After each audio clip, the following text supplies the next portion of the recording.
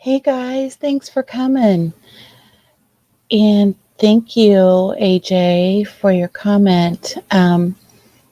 Thank you, Piper, for asking this question and taking the time, effort, and thoughtfulness to cover this. Much appreciated. No problem. Um, we have kind of a lot to, I guess, discuss or talk through. Tonight, I wanted to talk about what if Don and Candace Wells are telling the truth? What other possibilities are there? And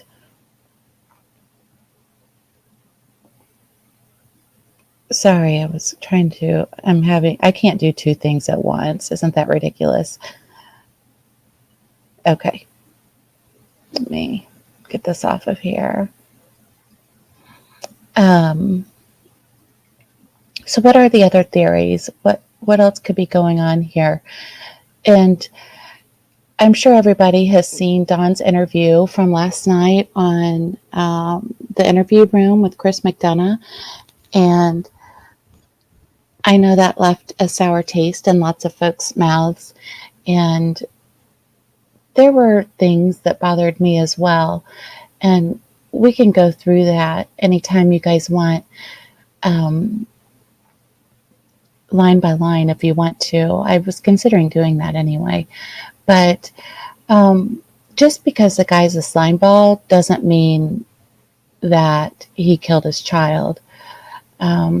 Similar to with the initial interview with both of them, both of the parents, when everybody was talking really negatively about Candace because she looked impaired, she didn't show emotion, etc.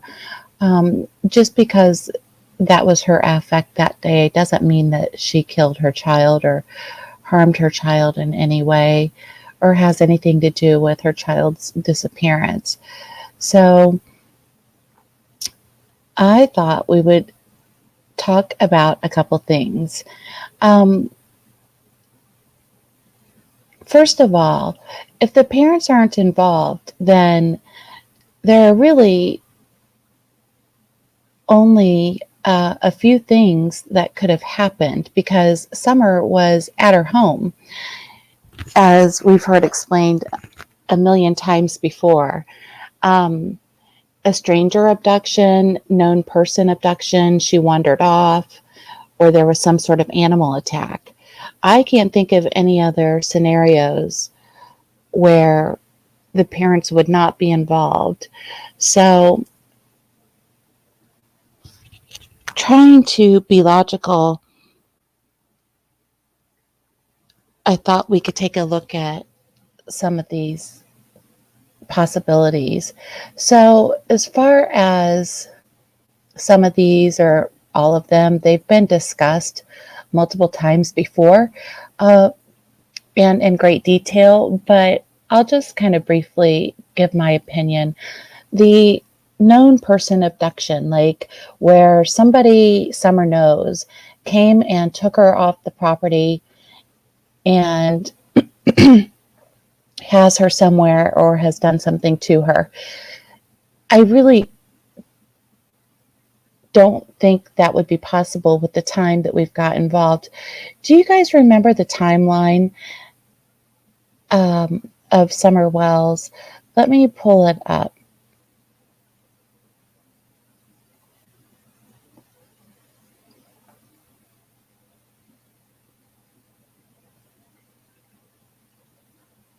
Oh, goodness.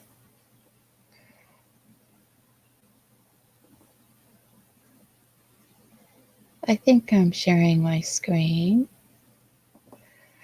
So here's the timeline. And well, now we know Donald said he woke up around 6:30 or 7 o'clock. He said that in his interview with the interview room.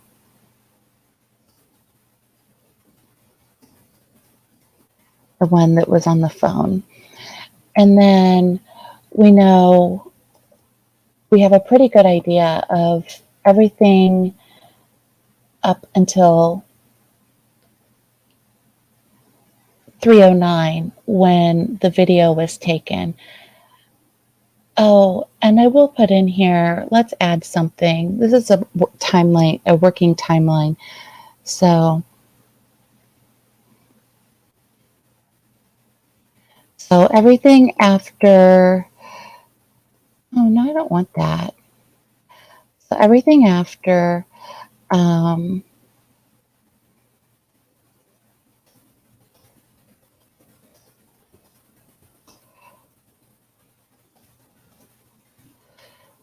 everything after 3:30 was deleted from their phones by law enforcement. So I have some stuff to say about that as well. But anyway, back to the timeline. We have a pretty good idea of what's what as far as in the morning. Around 3 o'clock, let's say they got home at, 3:30, 3:15, whatever, until 6:30 when they called 911.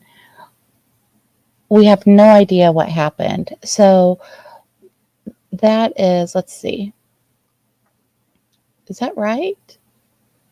From 3 o'clock to 6:30? Yeah, that's right. So about, let's just say 3 hours, give the benefit of the doubt. There's a 3-hour window of time that we really only have a little bit of information about what was actually going on. And that was, they took in the groceries, they planted some plants. Candace said they did a couple things inside, started some laundry. So that would take maybe an hour and a half tops. So there's an hour and a half window, I guess, just guesstimating, that we don't really know what happened. And we don't really know if the account of the timeline is 100% accurate in the afternoon. We don't have as many details as what we have in the morning. So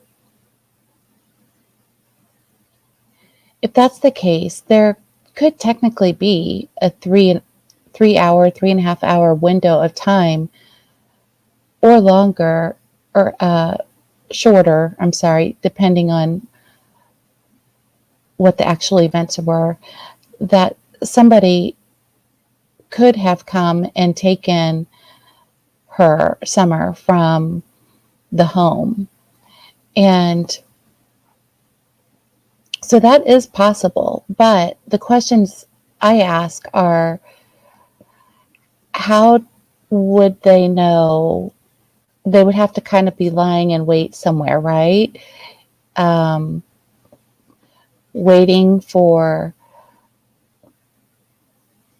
her to get home. They had been out all day, and they get home around 3 in the afternoon, and there's just somebody there. So a crime of opportunity like that, a kidnapping of opportunity, I think would occur more likely out in the public, or when the child is more visible, riding their bike, something like that, out on the roads, or sidewalks. But coming onto a property, I just don't think that is a likelihood. A lot of the same holds true for the stranger abduction, but the stranger abduction is even more unlikely because the stranger wouldn't know the layout of their house. And we don't really know. I know everybody says, well, she had to be taken out of the basement or whatever. We don't know that for sure. We don't even know that she was ever even in the basement for sure. So I'm just laying that aside altogether. But the stranger abduction would be even more unlikely, just because they wouldn't know the layout of the house, who would be home, etc. And also the dogs would be more likely to react to a stranger and alert. However, Don said mysteriously that day the dogs were all gone. I guess not so mysteriously. He says that happens from time to time. I can't imagine all of the dogs would leave. I could see maybe a few running off together, but I can't imagine all of them. Anyway, so I don't think either of the abduction theories are very likely. She wandered off. Definitely not likely. I think that if she had wandered off, she wouldn't have gotten very far, and they have searched a 3-mile radius at least around the home. So I don't think that's likely. Animal attack, really not likely. There'd be some evidence, again, in the near vicinity. If she'd, been a victim of a bear, coyote attack, which I can't imagine they would attack anyway, just randomly, or a snake bite, something like that. So those are kind of the theories that I have come up with that would not include the parents. So out of all of those, an abduction, some are being abducted by somebody that we know, would be, I feel, the highest likelihood. Now, when we look at that in the big picture, what are the odds? Well, not very high, but somebody has to be in that percentage, that low percentage. And I just don't know, would that person in the low percentage also be so just way out there, and rurally located, and such rough terrain?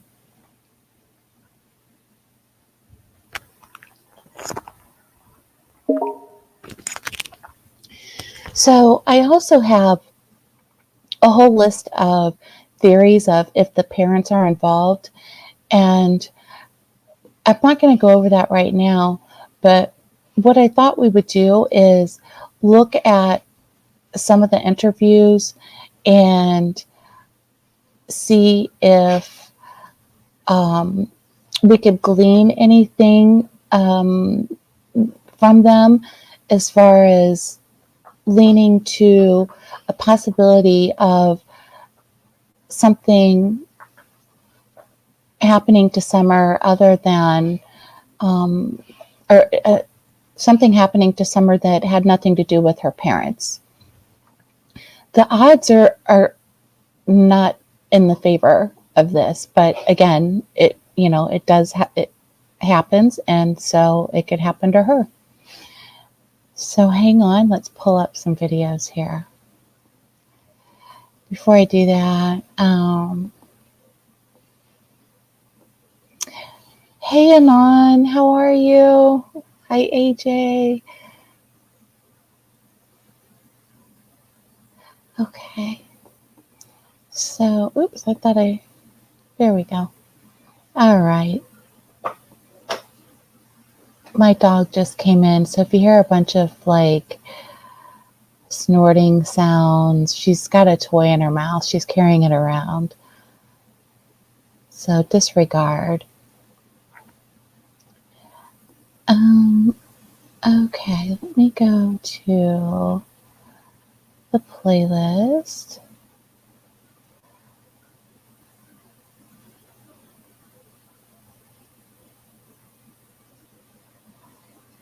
All right, so by the end of day 3, they had already predicted to have covered 2 miles radius around the home. So her wandering off or being attacked by an animal definitely does not seem likely in those circumstances, although there are lots of nooks and crannies in the area. So, all right, let's play this. I'm going to just check on StreamYard real quick. I'm going to mute myself while the video is playing, just so we don't have any audio issues, and so the dog doesn't drive you crazy, or the cat.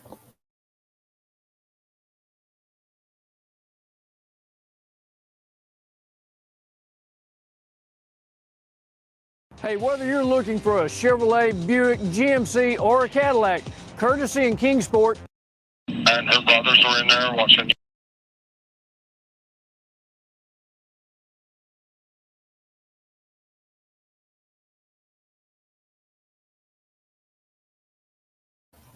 Maybe mute's not going to work, because if I want to talk, then I have to come all the way over here and unmute. So the source of this interview, as you can see, Times News with Donald Wells, and the date was June 18th, which was 3 days after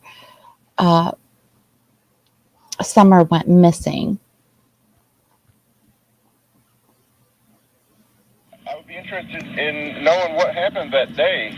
I know it's going to be hard for you to have to relive, but... Well, sir, I was at work, so, but from what my wife has told me and stuff, you know, her and her mother and Summer were planting flowers by her grandma's trailer, which is about, 20 feet from the house there, real close to the house.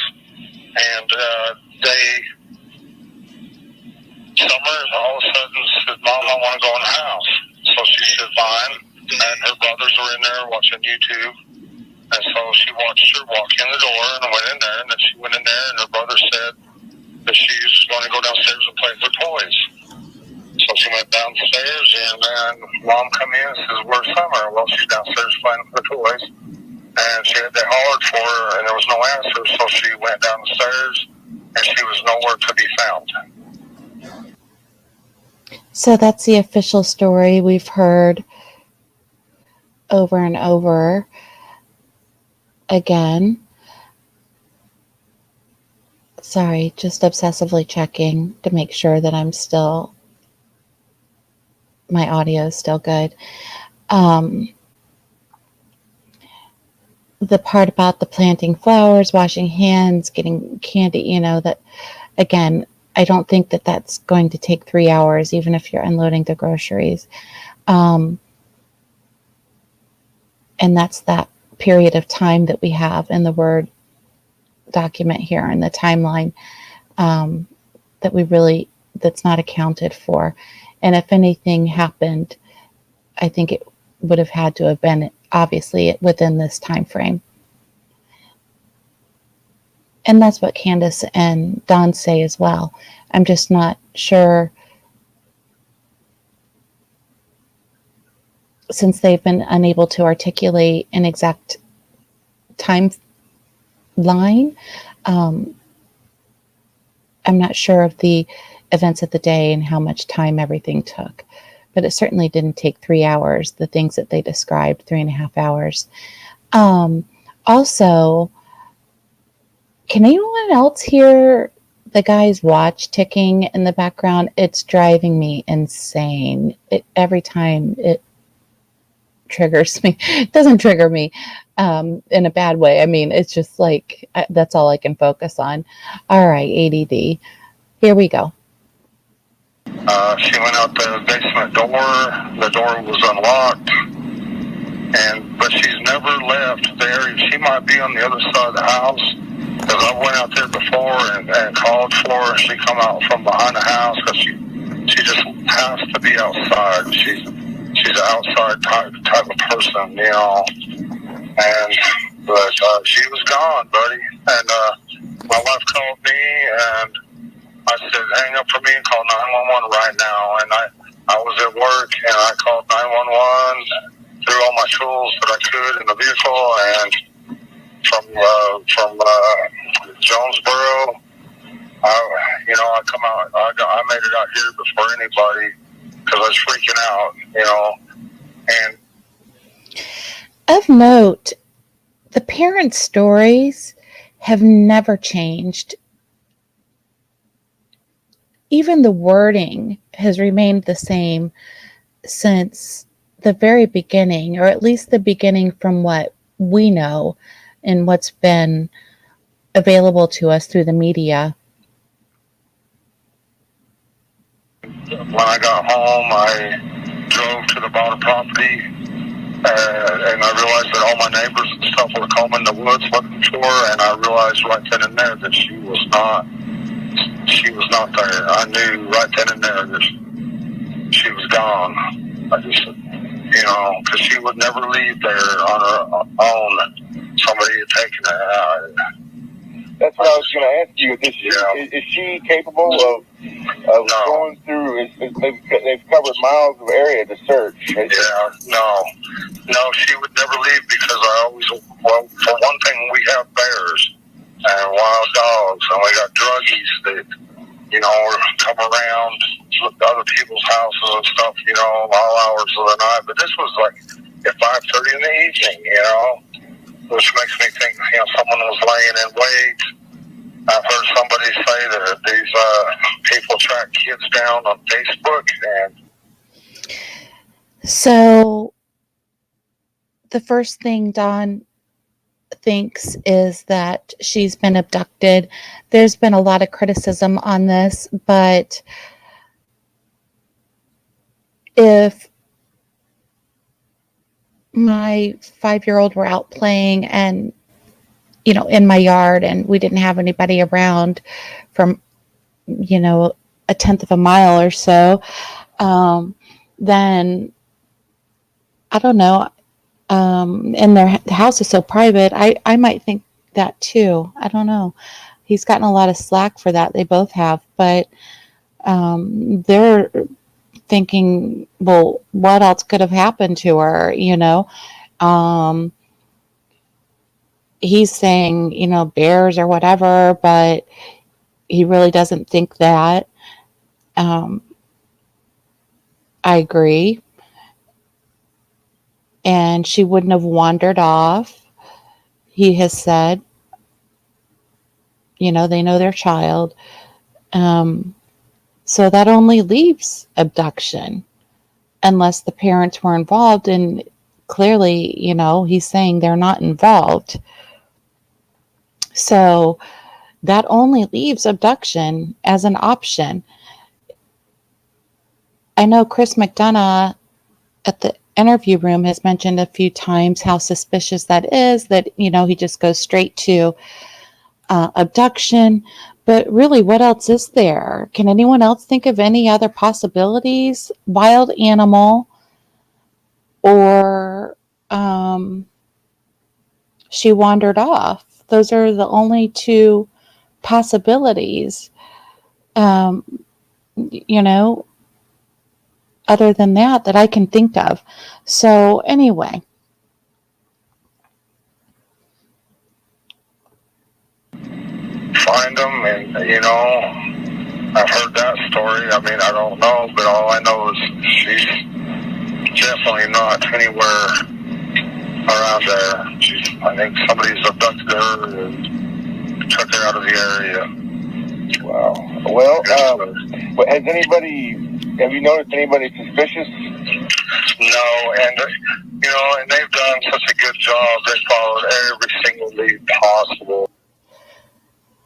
Also, I think if somebody were making it up and they were responsible for their child's disappearance, he had a perfect opportunity there, and he has before mentioned it, but this was in the early days before he'd had a lot more time maybe to think about it. But he had the perfect opportunity to say, to really talk up all the people that are around their house, and the neighbors have caught people in their driveway doing drugs and has run them off. How they've seen flashlights out in the woods surrounding their house at night. He did mention earlier there's been people out on the property, but not at that time of day. So it would be a perfect opportunity to say, yeah, there's freaking druggies and everything else out here, crazy hillbillies roaming through the woods here constantly. But he didn't do that.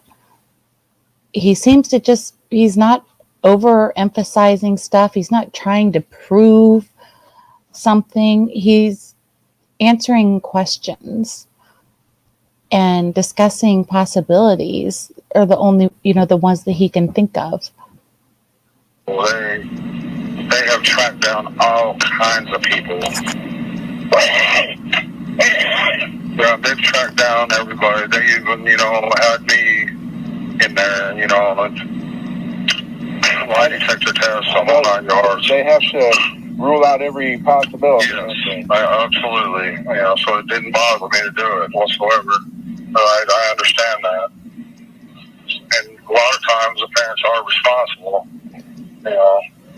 It's the recent history that's been the case. Or like a family member. Right, absolutely, yes. But we don't associate with all them people. We try to associate with church people and stuff like that, and Summers, they got a lot of friends in church that just love her to death, Where do y'all go to church? I think here he's saying, we don't really associate with a lot of,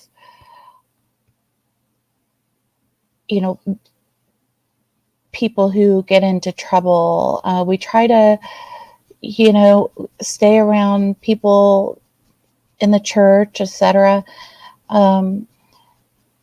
So it sounds like he's trying to think it through as well, in my opinion.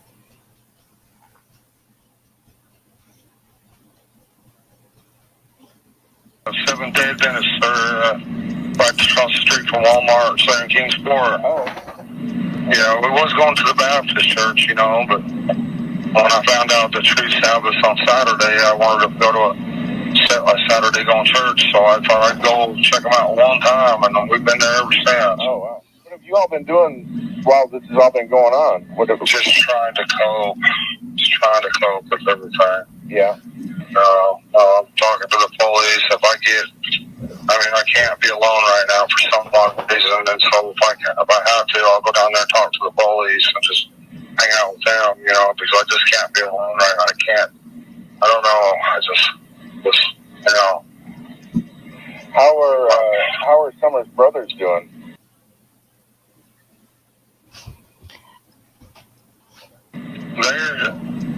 They're coping with it better than me and their mother are, and I don't understand that, but when they really think about it, they're upset, but they're coping with it way better, especially the youngest one. It's like I don't know, it's weird to me, but maybe it doesn't seem real to them. Yeah. But me, the most I've done is watch the news a little bit. I can't focus on nothing. What have you all been doing while... So, not being able to focus on things, that happens under high stress situations, high anxiety, certainly after a trauma.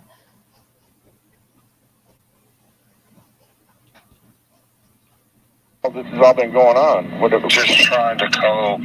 Just trying to cope with everything. Yeah. I'm talking to the police.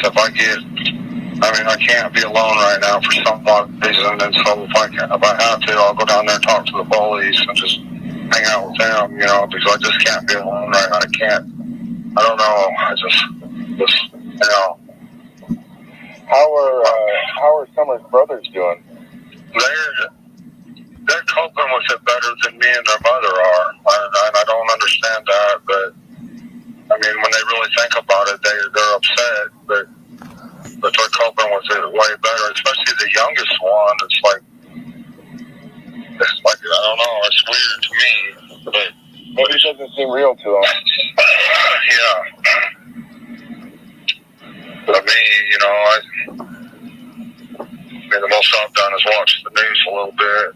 I can't focus on nothing. Originally I'm from Utah, and I met my wife in Arkansas, and we come out here to help my mother because she got sick, and then she ended up dying from, I can't remember what it's called, but anyways, but she left us that property, and we've been there ever since. Okay. We've made Tennessee our home. There's a lot of good people here. When did y'all move here?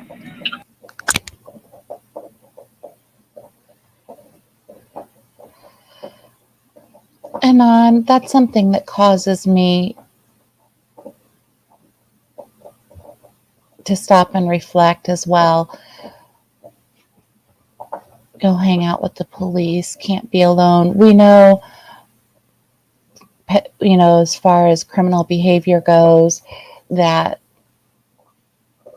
sometimes a lot of times the perpetrator will insert themselves in one way or another to try to figure out, what do the police know?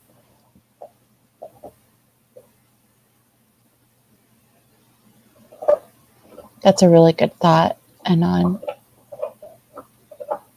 Well, about 13 years ago from Arkansas, I was about to help my mother because she was in need. So I think, the rest were all born here, yes. And does your wife have a Wisconsin connection? Yes. Well, her sister, my wife's sister come up missing, I don't remember how many years ago it was, but they never found no trace of her either. Where was that? I don't know. I really don't know. They never pay attention to any of that part of it. Do you know where she grew up in Wisconsin? I sure don't. I'm sorry. Well, I have a criminal history. I do, when I was in Utah, when I was younger, but I've turned my life around and doing my best to be a commandment keeper, for sure. Okay. Me and myself, they can do whatever they want to me as long as my kids are safe, that's how I feel. Yeah. Okay. Well, and so what is your plan now? I mean, what is your outlook? Well, my only plan now is just, no matter what happens, either way, I'm stay in church, be a commandment keeper, and wait for the resurrection day, buddy. Yeah.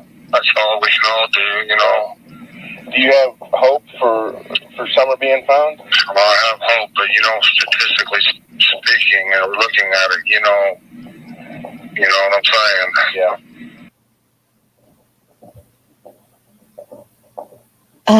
Don. Yeah. A tough thing to think about. Well, yeah, of course. I'd feel for anybody in that position. I'm sure you would too. Absolutely.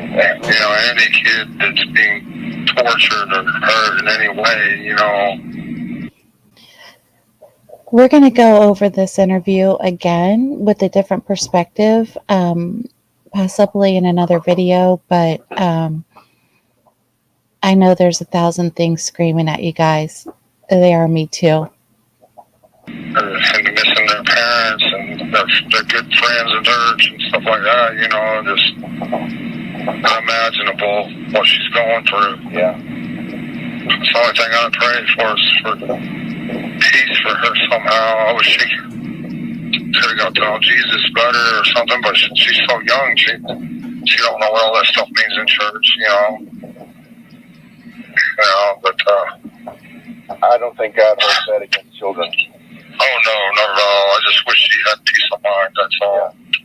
Do you have any hope that this is all going to end well? Well, I have hope, buddy, but, you look at the statistics of it all,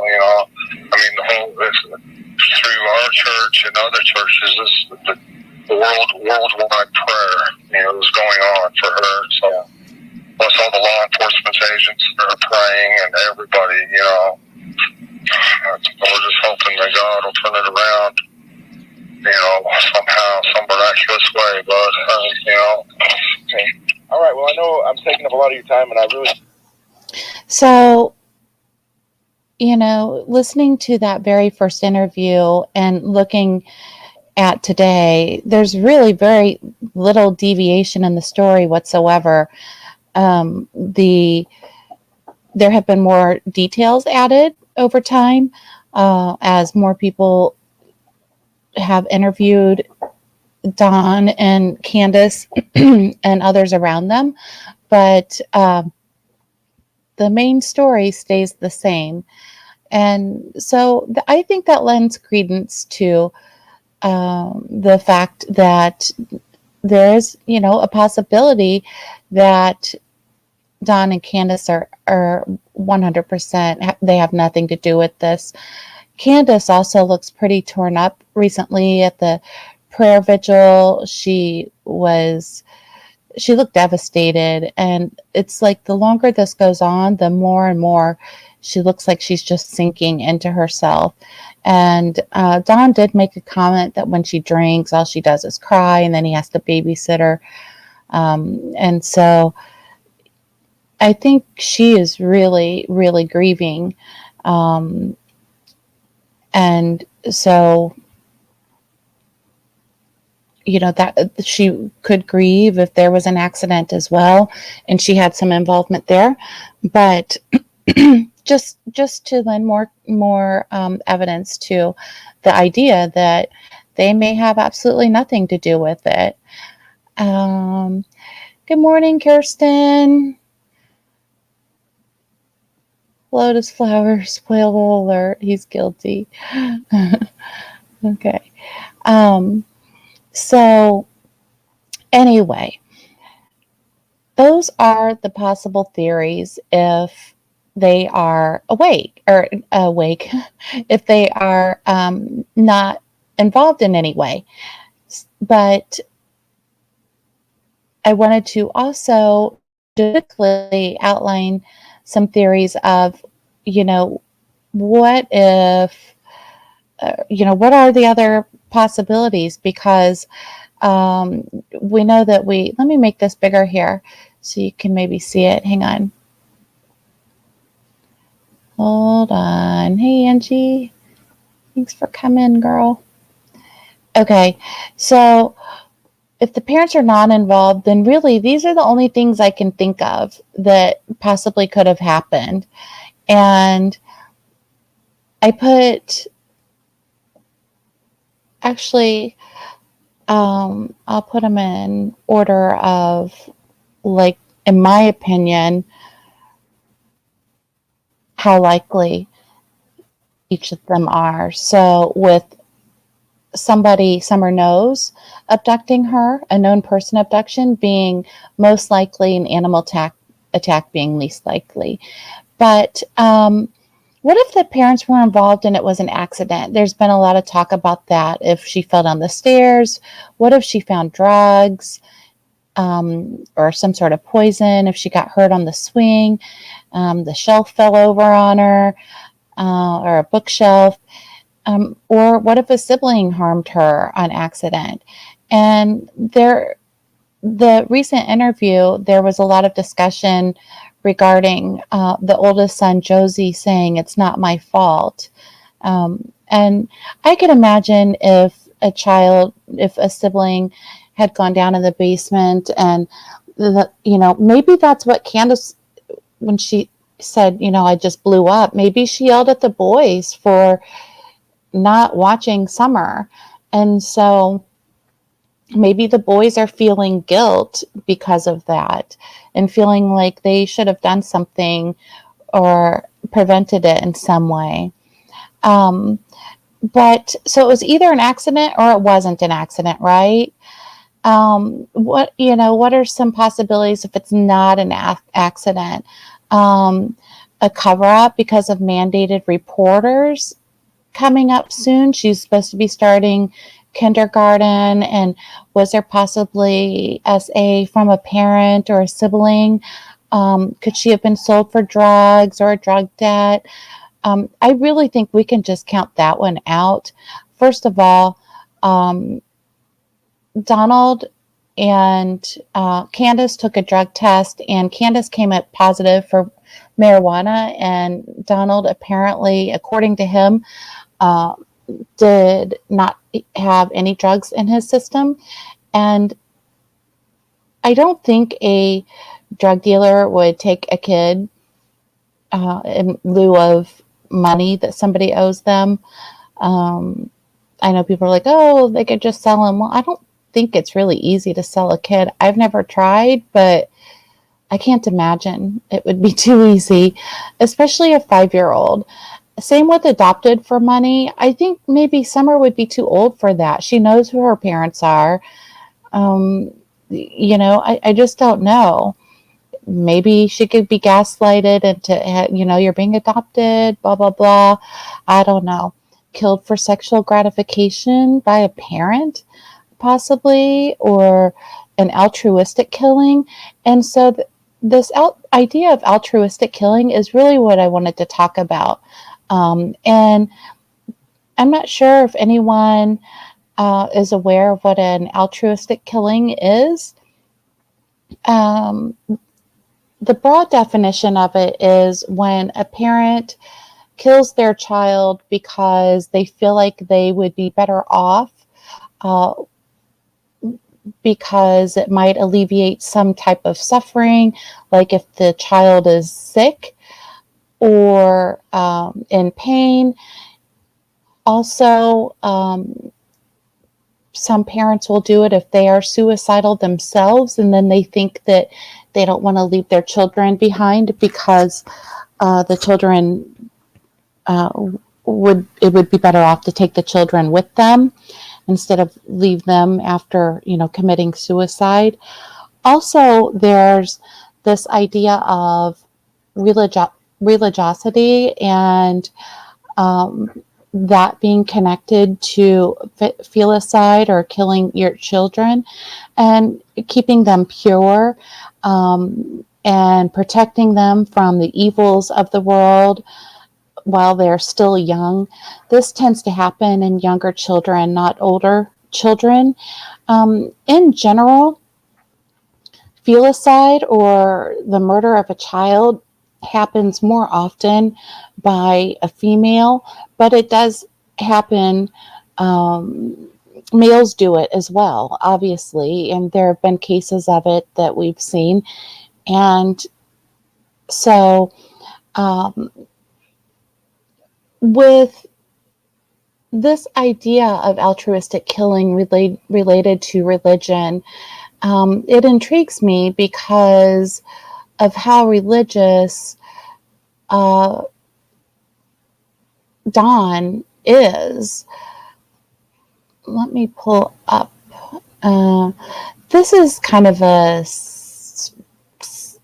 an article. It's kind of sciencey in nature. I'm going to read it to you, and hopefully it's not too wordy. It is too wordy. Let me just say it. It's too wordy, but apparently they wanted to take up space in their abstract. So, all right. The title is called Feticide as Child Sacrifice in the Judeo-Christian Worldview in the United States.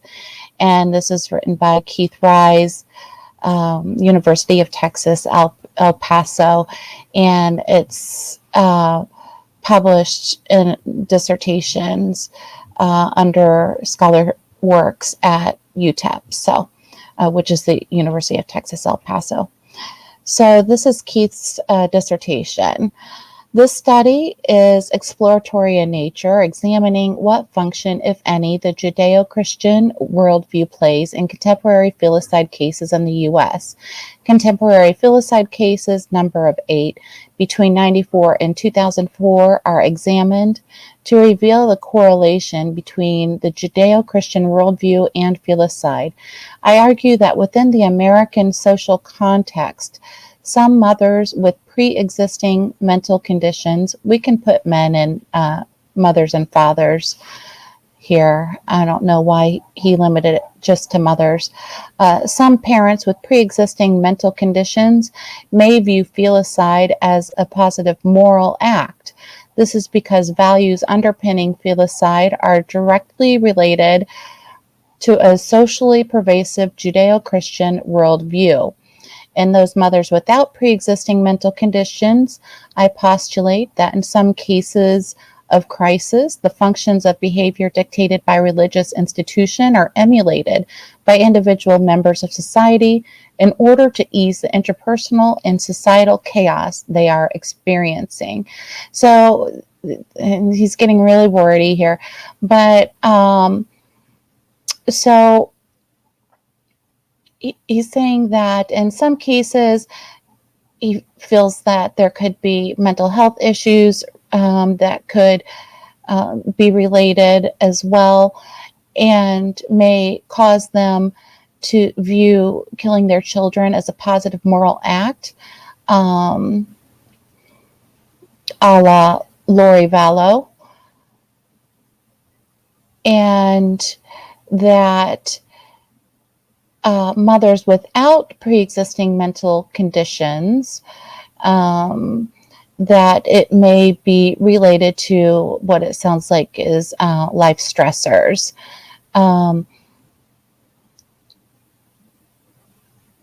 So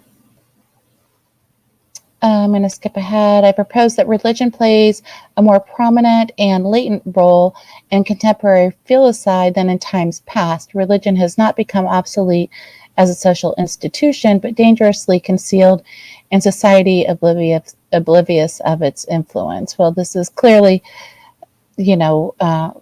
religious and qualitative in nature, not quantitative. Also, there's a number of 8. So this isn't like a high quality randomized clinical trial or anything, but I've inserted it here so that you could see that this is a thing. And I spent some time looking for risk factors of parents who commit something like this, and it was mental health, basically, and gender, which would be female, but there's clearly not a sufficient amount of quality research in this area of study. So the World Health Organization has a booklet, Killing of Children and Young Adults, and they discuss intra-familial child homicide. And what that means is when one of the family members kills a child in the household. So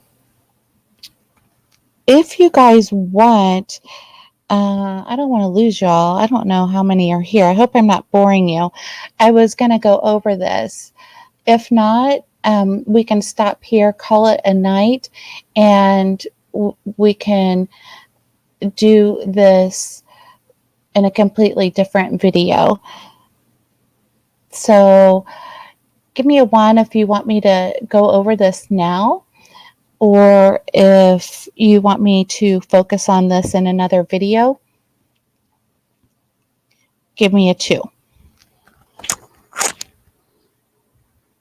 So 1 for now, 2 for later.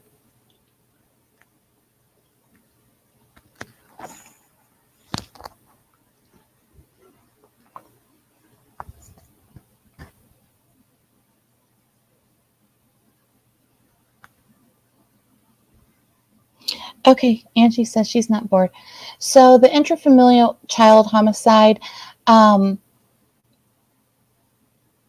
don't know if you guys can see this or not very well. And also there are people who might watch on their phones. So I am going to read this for you.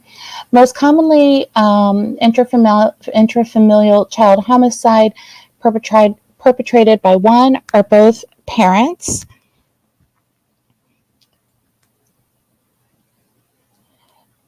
Let's see. I get distracted so easily. Like I looked down to see that Medicine Man had left a comment, and lost my spot. Okay, this type of homicide can be explained by a number of factors: violent parental attitude, clear or borderline mental health issues. I'm going to stop it there. So violent parental attitude, we do see violence in Don. He has a history of violence, and as recent as 9 months ago. Clear or borderline mental health issues. Substance abuse is a mental health issue, and also a medical issue, but it definitely qualifies as a mental health issue in this instance anyway, of one or both parents.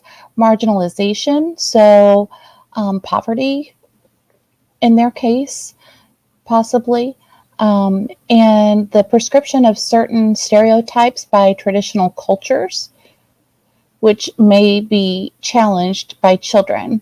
So I don't think that applies to Summer. I think she'd be too young at 5 to challenge traditional cultures and stereotypes. To take into account the heterogeneity of this phenomenon, researchers have defined 5 major categories of intrafamilial child homicide: neonaticide, pathological feticide. So neonaticide is killing a newborn baby. That doesn't apply. The pathological feticide or the subcategories include altruistic feticide, which we talked about, child homicide, suicide, and a psychotic episode resulting in murder of a child. Retaliating feticide, so that means one of the parents is retaliating at another parent for one reason or another. That is more often perpetrated by the father. Fatal abuse, including Munchausen by proxy, which is rare but can happen, and other types of feticide like honor killings, etc. So the date of this is 2019, this booklet, and they're even saying as well, data on intrafamilial child homicide are scarcely available. Therefore, it is not possible to provide an analysis from a gender perspective. Data on the number of child homicide victims provided in the UNODC by member states do not capture the intrafamilial dimension, as information about the relationship between victims and perpetrators are not available by age. So they talk neonaticide, which is not relevant. Pathological feticide, which we will talk about. Pathological feticide is characterized by the major role played by severe psychopathology, such as depressive and psychotic disorders in the parent. This category is described as a severe psychopathology to emphasize the powerful impact of mental illness on the homicidal act. Mental illness may also play a part in other categories of feticide, but not as distinctively as in this particular category, in which feticide is mainly driven by the mental state of the perpetrator. Relevant studies have found that the majority of pathological felicides are committed by biological mothers, the most common psychiatric diagnosis of whom appear to be schizophrenia, major depressive disorder, and personality disorder. For example, psychotic individuals may act on paranoid delusions that make them believe their child or children is possessed or dangerous.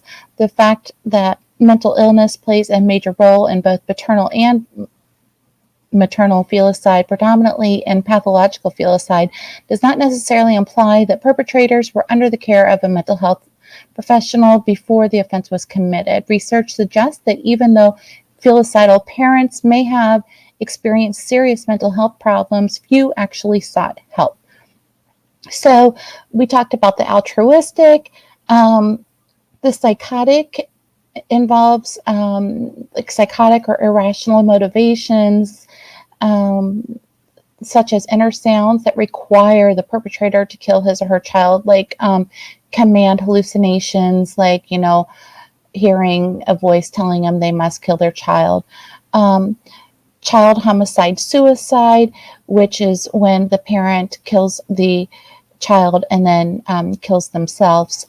Retaliating filicide is committed out of the desire to seek revenge against a partner. The perpetrators of this type of filicide are sometimes described as suffering from media complex, and an allusion to the ancient Greek myth in which this sorceress Medea wrought vengeance on her unfaithful husband Jason by killing their children. Research does, however, indicate that fathers kill their children in retaliation more often than mothers do. In such cases, children are treated as instrument of retaliation, typically when an abused mother leaves the father and are killed in a deliberate attempt to cause the partner to suffer. This type of gender-based violence can occur after a series of acts of abuse committed by the perpetrator. I don't see any evidence of that. And some people mentioned maybe Candace did something to Summer because she was jealous of her, and I don't see any evidence of that either.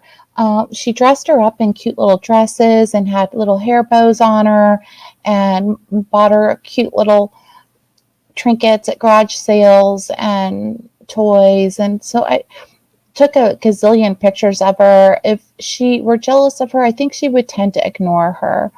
Fatal abuse. So this is basically abuse that leads to the death of a child, whether that be physical abuse directly or neglect. And then, of course, we talked about Munchausen by proxy. So relating all this to Don and Candace, we don't see any documented evidence of mental health illnesses aside from substance abuse, but I do see symptoms or signs of depression, but it's hard to tell if that is related to the unusual circumstances they're in. So I think if any of these are possible or likely, I guess they're all possible. If any of them are likely, I think the most likely would be the altruistic feticide, which is related to protecting the child and keeping them safe, possibly related to religious ideas of them being exposed to bad things in the world. So to kind of sum it all up, if the parents were not involved, if Candace and Don are telling the absolute 100% truth, then the only 4 options I can think of, and maybe others can think of others, were an animal attack, she wandered off, a stranger abducted her, or somebody she knows abducted her. Out of all those, a known person abduction seems most likely. However, I would find that very difficult. So I know that this video is titled, what if Candace and Don are telling the truth? And we did talk about that. But in all reality, if we really look logically and look at the evidence, I think it's leaning more toward the parents being involved in one way or another.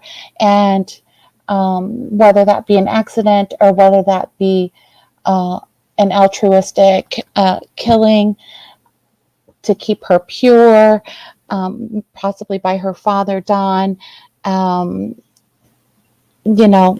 Who's to say? None of us are to say. We don't know what happened. But I do think that it's interesting that if we think about the altruistic killing, one of the very first interviews, and we watched it today, he talks about being a commandment keeper so he can make it to the resurrection. So, and he has said this so many times, and it makes me worry. Could this be an altruistic killing? I don't know. Time isn't adding up here. John did do this. He would have a 3.5 hour window to get home, take her, go away. Then Candace would likely know, the kids would know that he was home. How could he have worked this? So I am going to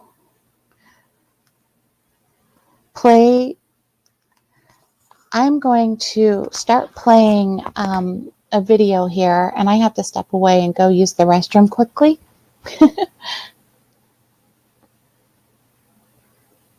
Hang on.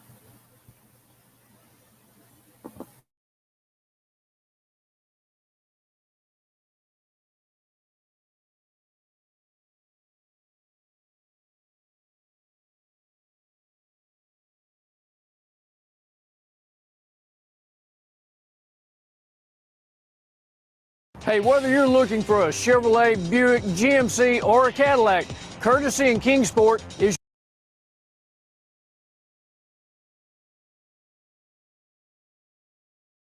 I would be interested in knowing what happened that day. I know it's going to be hard for me to have to relive, but... Well, sir, I was at work, but from what my wife has told me and stuff, her and her mother and Summer were planting flowers by her grandma's trailer, which is about, 20 feet from the house there, real close to the house. And Summer all of a sudden said, Mom, I want to go in the house. So she said, fine. And her brothers were in there watching YouTube. And so she watched her walk in the door and went in there. And then she went in there and her brother said that she was going to go downstairs and play with her toys. So she went downstairs, and then Mom come in and says, where's Summer? Well, she's downstairs playing with her toys. And they hollered for her, and there was no answer. So she went downstairs, and she was nowhere to be found. She went out the basement door. The door was unlocked. But she's never left the area. She might be on the other side of the house, because I went out there before and called for her, and she come out from behind the house, because she just has to be outside. She's an outside type of person, But she was gone, buddy. And my wife called me, and I said, hang up for me and call 911 right now. And I was at work, and I called 911, threw all my tools that I could in the vehicle, and from Jonesboro. I am I come out. losing it. I clicked the wrong one. I'm so sorry. Okay, let's watch this one. Here we go. So when her mother come in, she says, where's Summer? She went down in the basement. She didn't answer. Okay, so that first So one when her mother come in, was on June 18th as well. So this is the same day. But this is, of course, the famous, holding on to his, I believe that's Josie, his oldest son. And, oh my gosh, it is so hot in here, like blazing hot. Sorry, guys. But so famous holding the son tight and all that good stuff that people are saying. I don't see it. I think he kind of is wanting to talk with his hands. He keeps moving his arm. But I don't know. Josie does, however, look a little, sad, worried. He's the one who cried and said, it wasn't my fault.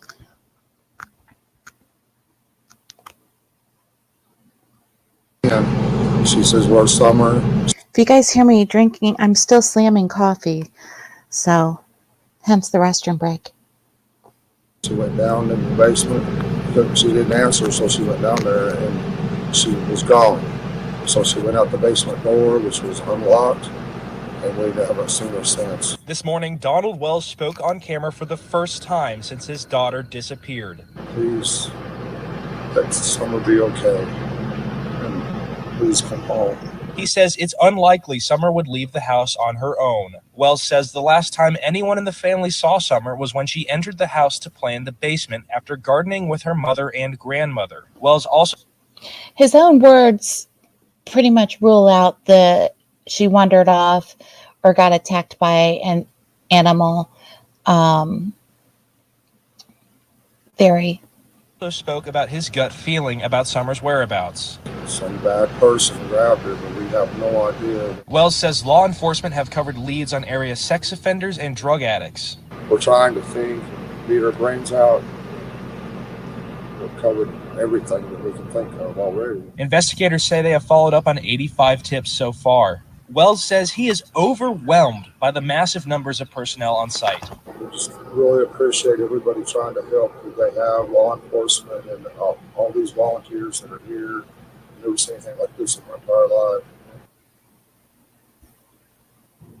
That was John Janko reporting those sentiments shared by Hawkins County Sheriff Ronnie Lawson, who said he has never seen a show of public support like this in his 4 decades of law enforcement. Yeah, today the TBI and Sheriff Lawson said Summer's family does continue to cooperate in this ongoing search for the little girl. They say that at all points the family has continued to be assisting in this process. So then I said to him, "Yeah, because." Okay. Yeah, I see a camera shy boy too, Anon. AJ says, well, let me get back to StreamYard. AJ says, I find it so interesting to compare the media attention and parents' behaviors of Don and Candace against those of John and Patsy Ramsey. Completely different socioeconomic circumstances. So true. They didn't have social media to deal with, and international ease of access internationally like we do today. But oh my goodness, her name is escaping. Madeline McCann. Her parents did have to deal with social media and other media in more modern times, and they acted differently, and were portrayed differently as well. It seems like parents undergo much more scrutiny now that we have more access to information, and can fill in backstories and can kind of judge folks based on that, as opposed to being fed information that someone else decides on for us. All right, so